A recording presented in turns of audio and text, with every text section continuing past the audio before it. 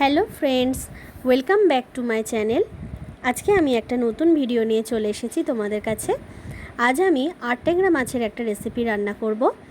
তার জন্য আমি একটা বাটিতে জিরের গুঁড়ো এক চামচ ধনের গুঁড়ো, সামান্য পরিমাণ হলুদ আর লঙ্কার গুঁড়ো নিয়েছি। এবার এটাকে জল দিয়ে একটু গুলে নেব। জল দিয়ে গুলে নিয়ে এটা একটা সাইডে রেখে দিলাম।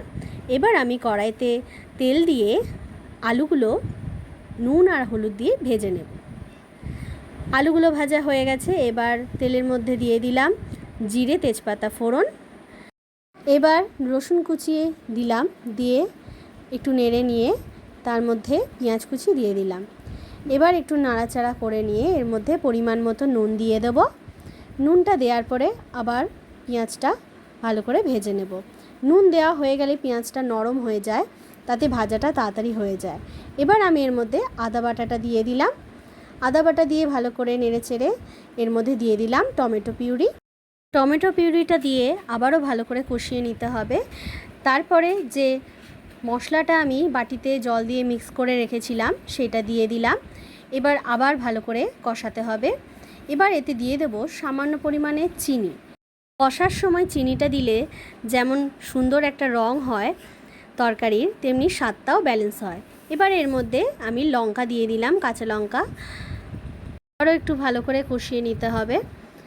কষানো হয়ে গেলে এর মধ্যে দিয়ে দেব আলুগুলো, ভেজে রাখা আলুগুলো দিয়ে আবার এটা তার সাথে কষিয়ে নিতে হবে ভালো করে। কষানো হয়ে গেলে এর মধ্যে দিয়ে দিতে হবে জল। জলটা আপনারা পরিমাণ মতন দেবেন বন্ধুরা।